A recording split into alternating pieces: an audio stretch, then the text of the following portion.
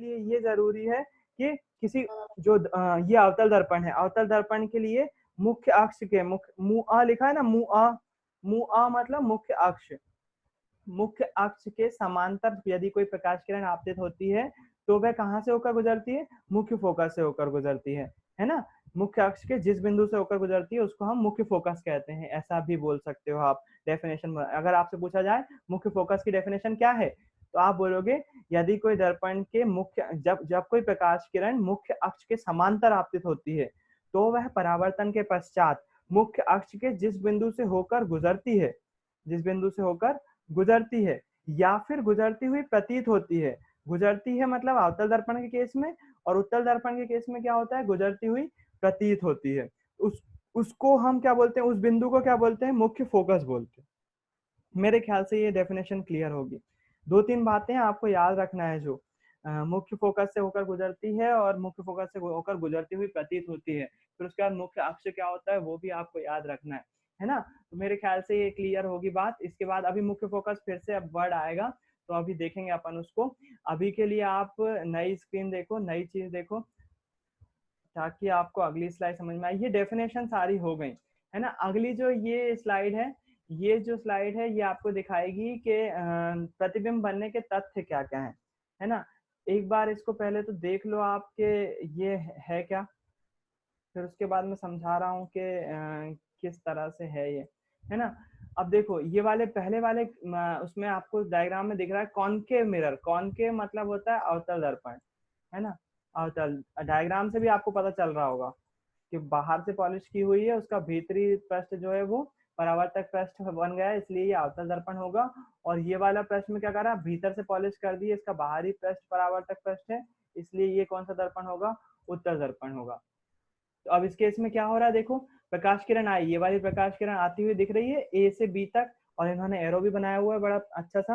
तो ये जो है प्रकाश किरण आई और यहाँ से टकराने के बाद यहाँ से होकर गुजर गई। किधर से होकर गुजरी, मुख्य अक्ष के जिस बिंदु से होकर गुजरी उसको हम क्या बोल रहे हैं, एफ बोल रहे हैं, यानी कि मुख्य फोकस बोल रहे हैं। उत्तल दर्पण के केस में क्या हुआ, ये प्रकाश किरण यहाँ से आई, अब ये इसके इस साइड नहीं जा सकती है ना, क्योंकि दर्पण है, दर्पण में तो इस साइड ही जाएगी, तो ये ऐसी होकर चली गई। लेकिन इस वाली किरण को हमने जब पीछे की तरफ बढ़ाया तो हमें जो है ये एक प्रकाश किरण जो है वो काटती हुई प्रतीत हो गई, और जिस बिंदु पर इसने काटा, प्रतिच्छेद किया, किसको प्रतिच्छेद किया, मुख्य अक्ष को प्रतिच्छेद किया, है ना, करता हुआ प्रतीत हुआ, उसको हमने नाम दे दिया एफ, यानी कि मुख्य फोकस। तो उत्तल दर्पण के केस में क्या होती है, प्रकाश किरण प्रतिच्छेद नहीं करती, प्रतिच्छेद करती हुई प्रतीत होती है, जिसको हम क्या बोल देते हैं, मुख्य फोकस बोल देते हैं।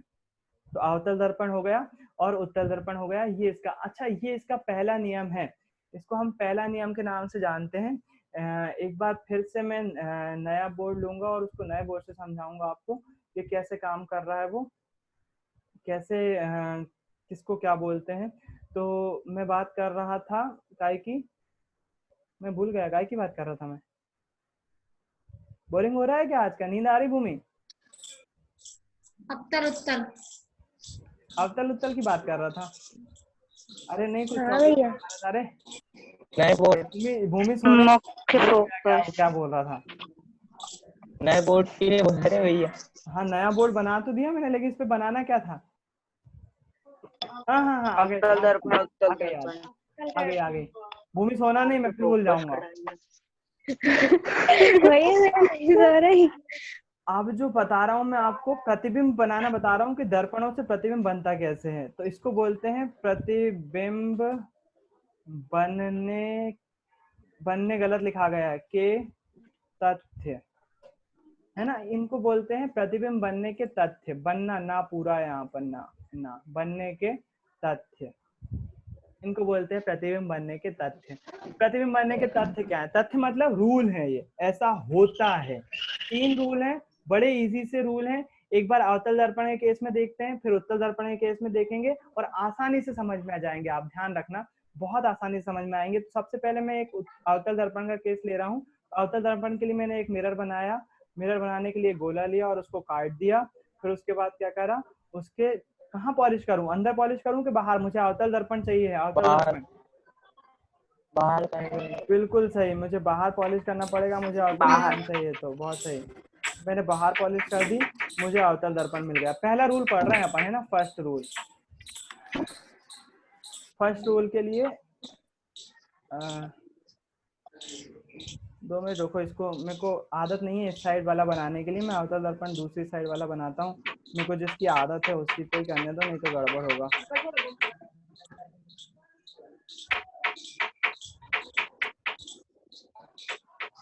ठोका पीटी वाली जगह बंद कर लो अपनी आवाज थोड़ी सी। हाँ, इसको मैंने बाहर से पॉलिश कर दिया तो ये अवतल दर्पण बन जाएगा। अब मैं पहला रूल पढ़ रहा हूँ, ये अवतल दर्पण है। इसके लिए मैंने क्या करा, एक मुख्य फोकस और बना लूं। मुख्य फोकस बनाने के लिए क्या करा मैंने, इसके पोल से, ध्रुव से क्या करी, एक सीधी लाइन खींच ली बिल्कुल, है ना। ये काल्पनिक रेखा होती है, इसलिए इसको कैसे दर्शाएंगे, डॉट डॉट से दर्शाएंगे।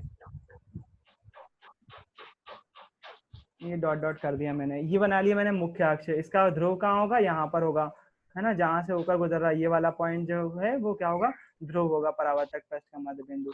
तो पहला नियम क्या बोलता है, प्रतिबिंब बनने का पहला तथ्य क्या है, पहला नियम क्या है, वो बोलता है कि जब भी कोई प्रकाश किरण मुख्य अक्ष के समांतर आपतित होगी, जब भी कोई प्रकाश किरण मुख्य अक्ष के समांतर आपतित होगी तो वो हमेशा, याद रखिएगा, हमेशा मुख्य फोकस से होकर गुजरेगी।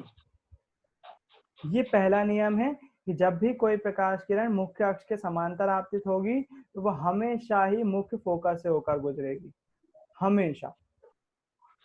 क्लियर है, ये प्रकाश किरण यहाँ से आई और यहाँ से होकर गुजरी, इसको बोलेंगे मुख्य फोकस। अक्ष या मुख्य फोकस, मुख्य फोकस से होकर गुजरेगी। मुख्य अक्ष इसको बोलते हैं, ये डॉट डॉट लाइन बनाई ना अपन ने, इसको बोलते हैं मुख्य अक्ष। फोकस से होकर गुजरेगी। हाँ, मुख्य अक्ष जो है वो एक लंबी सी लाइन है, ये लंबी सी लाइन है जिस पर मुख्य फोकस स्थित होता है। इस पर मुख्य फोकस एक बिंदु है जो कि स्थित होता है। तो पहला नियम क्या हो गया, जब भी कोई प्रकाश किरण मुख्य अक्ष के समांतर आपतित होती है तब वह हमेशा ही, बिल्कुल हमेशा ही मुख्य फोकस से होकर गुजरेगी। पक्का ही है, ये नियम है, पहला नियम है। मेरे ख्याल से समझ में आ गया होगा, है ना। मुख्य अक्ष से जिस बिंदु से होकर गुजरती है उसको मुख्य फोकस बोलते हैं। तो ये पहला नियम है, जब भी कोई प्रकाश किरण मुख्य अक्ष के समांतर आपतित होती है तो वह मुख्य फोकस से होकर गुजरेगी, ये पहला नियम। इसके बाद दूसरा नियम क्या है, दूसरा नियम भी लगभग ऐसा ही है, इसका जस्ट विपरीत है। कैसा विपरीत है मैं बताता हूँ। अभी हमने बात करी कि जब कोई प्रकाश किरण समांतर आपतित होती है, समांतर आपतित होती है तो वह मुख्य फोकस से होकर गुजरती है। मैंने फिर से एक अवतल दर्पण बनाया और अवतल दर्पण के लिए एक मुख्य अक्ष बना लिया। मुख्य अक्ष कहाँ से होकर गुजर रहा होगा, मुख्य अक्ष जो है वो ध्रुव से होकर गुजर रहा होगा।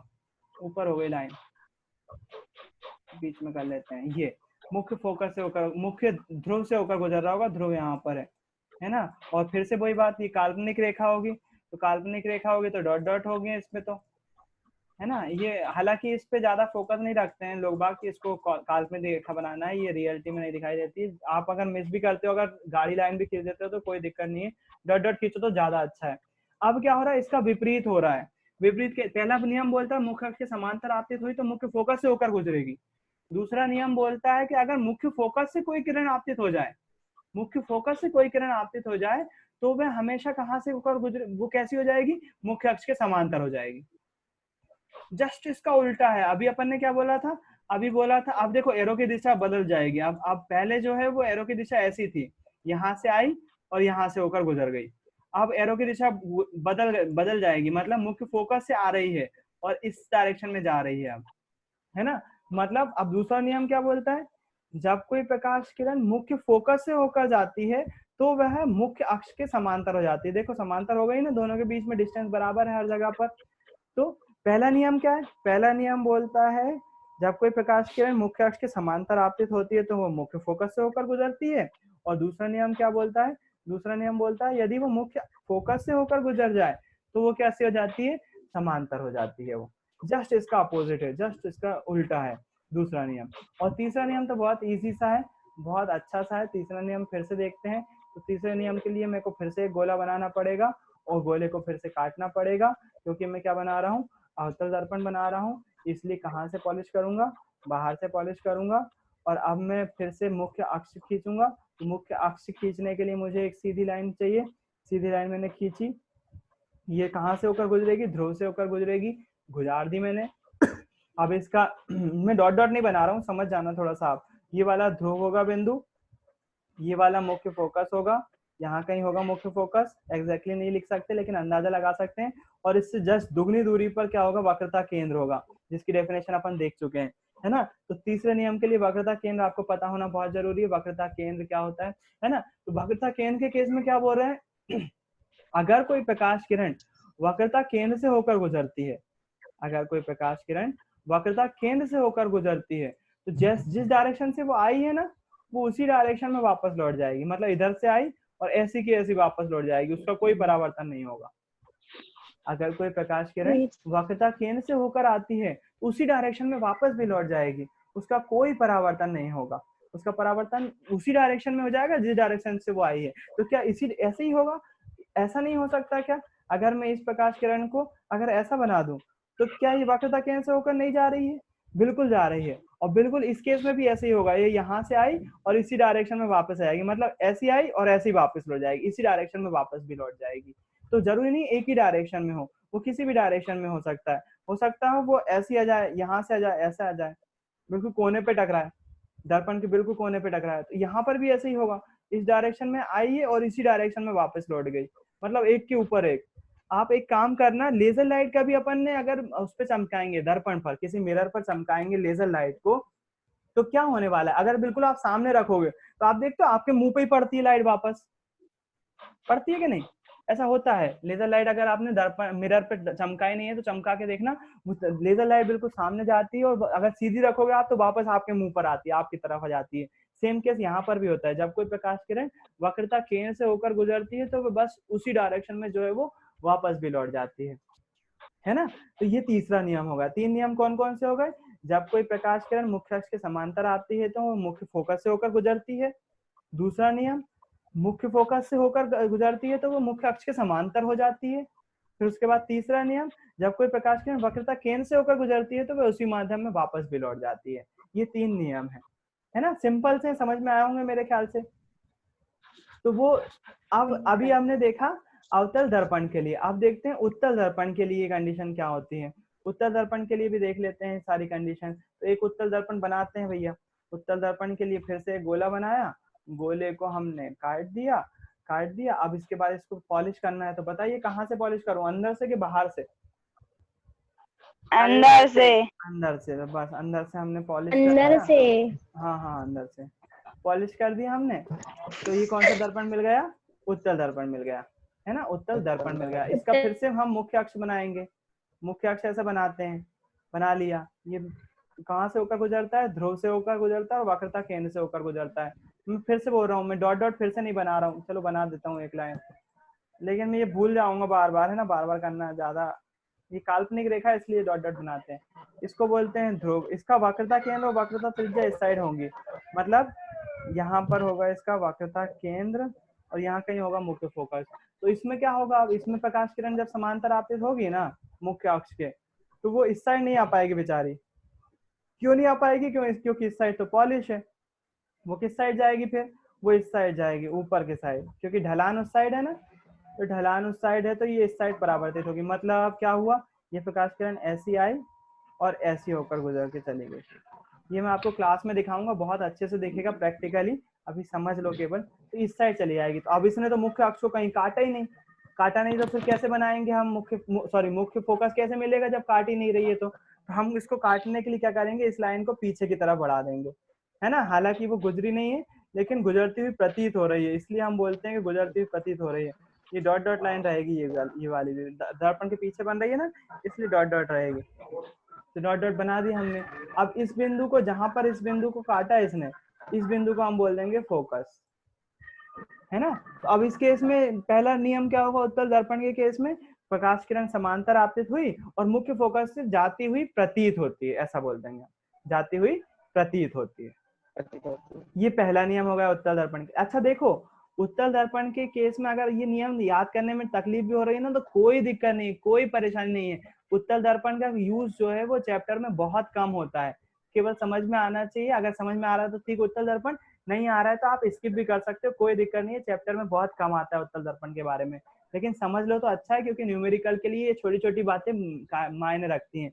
अगर ये छोटी छोटी बातें समझ में आएंगी तो न्यूमेरिकल बनेंगे, नहीं तो नहीं बनेंगे। ये पहला नियम हो गया किसके लिए, उत्तल दर्पण के लिए। सेम टू सेम दूसरा नियम भी है, वैसे के वैसे ही फॉलो होगा। दर्पण गोला बनाऊंगा, गोले को काट दूंगा मैं, पॉलिश कर दूंगा भीतर से उसके, और उत्तल दर्पण प्राप्त हो जाएगा हमें। फिर उसके बाद क्या बनाऊंगा, उसके बाद बनाऊंगा मुख्य अक्ष बनाऊंगा। मुख्य अक्ष बनाने के बाद क्या करूंगा, मुख्य अक्ष के बाद अब क्या करूंगा मैं, इसका जस्ट उल्टा करूंगा। मतलब क्या होगा, अब क्या होगा, जब कोई मान लो यहाँ पर कोई इसका, इस दर्पण का मुख्य फोकस यहाँ पर है ना, और वक्रता केंद्र यहाँ पर है। अब इस केस में क्या होगा, दूसरा वाला नियम क्या बोलेगा, यदि कोई प्रकाश किरण मुख्य फोकस से आती हुई प्रतीत होती है, इस केस में क्या होता है, मुख्य फोकस से आती हुई प्रतीत होती है, तो वह मुख्य अक्ष के समांतर हो जाती है। अब सीधी सी बात इसमें ये बोल रहे हैं, अब अगर ऐसा उल्टा होता है तो अब पहले केस में क्या हुआ था, समांतर आई थी और वो मुख्य फोकस से जाकर होती हुई प्रतीत हुई थी। अब क्या हो रहा है, प्रकाश किरण यहाँ से आ रही है, यहाँ से आ रही है, तो कहाँ से होकर जाएगी, यहाँ से होकर जाएगी, मतलब वो समांतर हो जाएगी। किसके समांतर हो जाएगी, मुख्य अक्ष के समांतर हो जाएगी, है ना। यहाँ पर फिर से डॉट डॉट वाली लाइन रहेगी। तो ये हो गया दूसरा नियम। तीसरा नियम क्या बोलता है, तीसरा नियम बोलता है, फिर से मेरे को वही आपको वो बनाना पड़ेगा दर्पण, और फिर से इसको काटना पड़ेगा। ओरे बच गया बेचारा नीचे का, इसको ऐसा कर दिया और इसके बाद इसका मुख्य फोकस बना दिया। अच्छा, जितनी बार मैं बना रहा हूँ ना, उतनी बार अगर आपने घर पे बना लिया तो यकीन मानो ये चीज, ये तीनों नियम जो है, तीनों दर्पण मतलब दोनों दर्पण के लिए तीनों नियम आपको एक बार में याद हो जाएंगे। दूसरी बार कंफ्यूजन कभी नहीं होने वाला, अगर घर पे आपने एक बार में बना लिया तो, है ना। अगर नहीं बनेगा तो कोई दिक्कत नहीं है। अभी इस चैप्टर का तो 3 से 4 बार रिविजन होता है, क्योंकि अपन पहली बार पढ़ते हैं, इसलिए डीप में ही पढ़ते हैं और प्रैक्टिकल नॉलेज लेके भी चलते हैं। तो इस चैप्टर के बारे में जितना आपको समझ में आ रहा है, बस कोशिश करते चलो समझने की। सारी चीजें धीरे धीरे साल भर में क्लियर हो जाएंगी। ये हो जाएगा मुख्य फोकस, ये हो जाएगा वक्रता केंद्र, क्योंकि इस साइड गोला बन रहा है ना, तो इसका मुख्य फोकस और वक्रता केंद्र इस साइड होगा। बिल्कुल सही। तो तीसरा नियम क्या बोलता है उत्तल दर्पण के केस में, तीसरा नियम बोलता है, जब यदि कोई प्रकाश किरण वक्रता केंद्र से होकर गुजरती हुई प्रतीत हो रही है, मतलब इधर से जा रही है। अब जाहिर सी बात है, दर्पण की इस साइड आ ही नहीं पाएगी ये किरण। क्यों नहीं आ पाएगी, क्योंकि पॉलिश है इस साइड, तो पॉलिश है तो फिर कैसे आ पाएगी। तो वो जाती हुई प्रतीत हो रही है, वक्रता केंद्र से जाती हुई प्रतीत होती है। तो वो जैसे इधर से आई ना वक्रता केंद्र में, ऐसी आई ना, तो इसी डायरेक्शन में वापस भी हो जाएगी वो, जैसा कि अपन ने अवतल दर्पण के केस में भी देखा था। प्रकाश किरण यहाँ से आई थी और ऐसे की ऐसी वापस हो गई थी। उत्तल दर्पण के केस में क्या होगा, इधर से आएगी, वक्रता केंद्र की डायरेक्शन में आ रही ना, वो उसी डायरेक्शन में वापस भी लौट जाएगी। तो ये 3 नियम है या तथ्य हैं किसके, प्रतिबिंब बनने के। ये तथ्य समझ में आ जाएंगे आपको, तो आपको दर्पणों से प्रतिबिंब बनाने की स्थितियां समझ में आ जाएंगी, जो कि अपना अगला टॉपिक है। और वो बहुत जरूरी है, ये सारी स्थितियां समझना बहुत जरूरी है कि यदि प्रकाश किरण समांतर आएगी तो कहाँ से होकर जाएगी, अगर फोकस से होकर आएगी तो कहाँ से होकर जाएगी, वक्रता केंद्र से आएगी तो कहाँ से होकर जाएगी। अगर ये सारी स्थितियां समझ में नहीं आएंगी, ये नियम समझ में नहीं आएंगे, तो प्रतिबिंब की स्थिति समझ में नहीं आएगी। प्रतिबिंब की स्थिति समझ में नहीं आएंगी तो आपसे न्यूमेरिकल गारंटी के साथ कभी नहीं बनने वाले। और इस चैप्टर से न्यूमेरिकल जरूरी है, यकीन मानो। मैं हर बार बोलता हूँ, पहली बार भी बोला था, दूसरी बार भी बोला। हालांकि न्यूमेरिकल जो है वो पहली बार में तो नहीं आया, दूसरी बार का पेपर का मेरे को अभी ध्यान नहीं है, मैंने ध्यान से स्टडी नहीं करी उसकी, तो वो पहली बार में न्यूमेरिकल नहीं आया। लेकिन मैं फिर भी इस चैप्टर में यदि आपसे न्यूमेरिकल बन जाते हैं तो आपसे पूरा चैप्टर बनता है, ऐसा बोलता हूँ मैं, है ना। अगर आपको न्यूमेरिकल करना है तो ये स्थितियां समझ में आना जरूरी है। मैं फिर बोल रहा हूँ, रटने की कोई जरूरत नहीं है, लिखने की कोई जरूरत नहीं है। स्थिति लिखने के लिए कोई ऐसा कोई वो नहीं है कि लिखना ही पड़ेंगे आपको, लेकिन समझ में आना चाहिए कि प्रतिबिंब के बनने के नियम क्या है। यदि कोई प्रकाश किरण, एक बार रिवाइज कर लेते हैं और आज की क्लास खत्म करते हैं। यदि कोई प्रकाश किरण मुख्य अक्ष के समांतर आपतित होती है, अपन अभी किसके लिए बात कर रहे हैं, अवतल दर्पण के लिए बात कर रहे हैं। क्या अवतल दर्पण के लिए क्या होता है, जब कोई प्रकाश किरण मुख्य अक्ष के समांतर आपतित होती है तो वह मुख्य फोकस से होकर गुजरती है ना। पहला नियम हो गया। फिर उसके बाद दूसरा नियम, जब कोई प्रकाश किरण मुख्य फोकस से होकर आपतित होती है तो वह मुख्य अक्ष के समांतर हो जाती है। ये हो गया दूसरा नियम। तीसरा नियम क्या बोलता है, यदि कोई प्रकाश किरण वक्रता केंद्र से होकर गुजरती है तो वह उसी माध्यम में वापस भी लौट जाती है। ये तीसरा नियम हो गया अवतल दर्पण के लिए। फिर उसके बाद उत्तल दर्पण के केस में आएंगे तो उत्तल दर्पण के केस में क्या, जब कोई प्रकाश किरण मुख्य अक्ष के समांतर आपतित हुई तो वह मुख्य फोकस से जाती हुई प्रतीत होती है, जाती नहीं है, जाती हुई प्रतीत होती है। फिर उसके बाद यदि कोई प्रकाश किरण मुख्य फोकस की दिशा में आ रही है, मुख्य फोकस की दिशा में आ रही है ना ये वाली प्रकाश किरण, जब कोई प्रकाश किरण मुख्य फोकस की दिशा में आ रही है तो वह मुख्य अक्ष के समांतर हो जाएगी। ये दूसरा नियम है इसका, किसके लिए? उत्तल दर्पण के केस के लिए। तो उसका तीसरा नियम क्या बोलता है? यदि कोई प्रकाश किरण वक्रता केंद्र की दिशा में आ रही है, वक्रता केंद्र की दिशा में आ रही है तो वह उसी माध्यम में वापस लौट जाएगी, मतलब यहाँ से आई और यहीं के यहीं कैसी हो गई, वापस लौट गई। तो ये आपको क्या करना है, याद रखना है। ये 3 नियम है जो कि आपको रटे हुए होना चाहिए, आपको याद होना चाहिए। और आप क्या करोगे, आज का होमवर्क क्या है आपका, ये प्रतिबिंब बनने के तथ्य जो है मैं आपको चाहोगे आप तो ये वाली इमेज भी भेज दूंगा। आपको करना क्या है, जो आप एक बार तो ये 6 इमेज बनाना है पहले तो रफ कॉपी में, आपको अपनी प्रैक्टिस करना है, मेरे को मत दिखाना, आप ना व्हाट्सएप पे दिखाना, आप केवल प्रैक्टिस करना। और प्रैक्टिस कैसे करना, बाकायदा डायग्राम बना के। एक बार मैं आपको फिर से प्रैक्टिस करने का तरीका बता दूं, फिर उसके बाद आपको मैं खत्म कर रहा हूँ कि आप एक बार मैं प्रैक्टिस करने का तरीका बता देता हूँ, है ना, कि प्रैक्टिस कैसे करना है, पूरी प्रैक्टिस कैसे करना है डायग्राम के साथ, और मेरा तरीका क्या है प्रैक्टिस करवाने का। तो मैं क्या करता हूँ, जैसे आप मालूम एक रफ कॉपी ले लेना, दिमाग मुंह से बोलते जाना, हाथ में एक पेन रखना, अभी मत लेना, मतलब बता रहा हूँ रिवीजन का तरीका, कि रिवीजन कैसे करना है आपको। एक कॉपी पेन ले लिया हाथ में, और जो जैसे जैसे मैं बोलते आ रहा हूँ वैसे वैसे बोलते आना और लिखते आना। जैसे सबसे पहले क्या बोलोगे, दर्पण 2 तरह के होते हैं, गोली दर्पण, समतल दर्पण। समतल दर्पण जो है वो एक ही तरह का होता है, गोली दर्पण 2 तरह के होते हैं, अवतल दर्पण और उत्तल दर्पण। अगर मैं इस दर्पण में बाहर से पॉलिश कर दूं तो ये अवतल दर्पण बन जाएगा, अगर मैं इस दर्पण पे भीतर से पॉलिश कर दूं तो ये उत्तल दर्पण बन जाएगा। इसके लिए डेफिनेशन क्या होती है, अगर परावर्तक पृष्ठ का मध्य बिंदु बोले तो उसको ध्रुव कहते हैं और इसको P से दर्शाते हैं। फिर उसके बाद वक्रता केंद्र और वक्रता त्रिज्या किसको बोलते हैं, ये गोली दर्पण जिस गोले का भाग होता है उस गोले का केंद्र वक्रता केंद्र कहलाता है, उसका जो त्रिज्या होती है वो वक्रता त्रिज्या कहलाती है। और इस ध्रुव से होकर एक काल्पनिक सीधी रेखा होकर गुजरती है, कहाँ से, वक्रता केंद्र और ध्रुव से होकर, जिसे हम मुख्य अक्ष कहते हैं, मुख्य अक्ष कहते हैं। और फिर उसके बाद क्या, उत्तल दर्पण के लिए बात करूं यदि तो इसका भी ध्रुव यहाँ पर होता है। ध्रुव के बाद ये प्रकाश इसके वक्रता केंद्र से एक होकर गुजरती है काल्पनिक रेखा जिसको हम मुख्य अक्ष कहते हैं, मुख्य अक्ष कहते हैं। फिर उसके बाद इसके लिए वक्रता त्रिज्या भी होती है, वक्रता केंद्र से ध्रुव तक की दूरी। और ये हमने जो है डेफिनेशन के बारे में बात कर ली। फिर उसके बाद अगर हम मुख्य फोकस की डेफिनेशन के बारे में बात करें, मुख्य फोकस की डेफिनेशन बोलती है जब कोई प्रकाश किरण समांतर आपतित होती है मुख्य अक्ष के तो वह हमेशा मुख्य फोकस के एक बिंदु पर प्रतिच्छेद करती है, उस बिंदु को हम बोलते हैं मुख्य फोकस। और उत्तल दर्पण के केस में क्या होगा, उत्तल दर्पण के केस में प्रकाश किरण समांतर आपतित हुई तो मुख्य फोकस से जाती हुई प्रतीत होती है, उसको हम बोलते हैं, और जिस बिंदु पर प्रतिच्छेद करती है फिर से उसको हम क्या बोलते हैं, मुख्य फोकस बोलते हैं। ये डेफिनेशन आपको मिल जाएगी, मैं शेयर कर दूंगा। ये सारी चीजें आपको बोलते जाना है और करते जाना है। हो सकता है दुनिया आपको पागल समझे, समझने दो, है ना, क्योंकि आप क्या कर रहे होगे, बड़बड़ा रहे होगे और पेन चल रहा होगा आपका, तो हो सकता है घर वाले समझे कि मेरी बेटी पागल हो गई है, मेरा लड़का पागल हो गया, कोई दिक्कत वाली बात नहीं है उसमें, समझने दो, तो उनको अपन को रिवीजन करना है ना, बोलना जरूरी है। अगर आप दिमाग में सुनो, पहले सुन लो लक्ष्मी, अगर आप बोलोगे नहीं तो यकीन मानो डेफिनेशन कभी याद नहीं होंगी और कंफ्यूजन होगा उसमें। आप सोच रहे हो मैं मन में बोल रहा हूँ, मतलब दिमाग में चल रहा है और मैं लिखते जा रहा हूँ या सॉल्व करते जा रहा हूँ, वो गलत होगा। मुंह से बोलना, मुंह से बोलोगे ना तो फिर सही मायने में आपको डेफिनेशन याद होती है, तब याद होगा। और हर एक बच्चे पे अलग अलग डिपेंड करता है, ये मैंने आपको अपना तरीका बताया, मैं ऐसा करता था याद, है ना। हाँ लक्ष्मी कुछ पूछना था। ये जो आपने ना डेफिनेशन बताई थी ना उसमें लिखी, तो उसमें ना डेफिनेशन जो आप बोले मुख्य फोकस के जिस बिंदु से होकर गुजरती है, जबकि डेफिनेशन उस वाली डेफिनेशन में लिखा था मुख्य अक्ष के जिस बिंदु से होकर गुजरती है। हाँ वो मैं बता रहा हूँ ना लक्ष्मी, मैंने मुख्य अक्ष लिखना भूल गया हूँ, उसमें केवल मुख्य फोकस की डेफिनेशन लिखी है उसमें, है ना, मुख्य अक्ष की डेफिनेशन उसमें लिखना भूल गया हूँ। नहीं, मुख्य फोकस के अंदर ही जो मुख्य फोकस की डेफिनेशन है उसमें मुख्य अक्ष के जिस बिंदु से होकर गुजरती है, ये लाइन दी है ना भैया। हाँ तो एक बार फिर से सुन लो, मैं डायग्राम में दिखा दे रहा हूँ और फिर से समझा दे रहा हूँ मुख्य फोकस किसको बोलते हैं।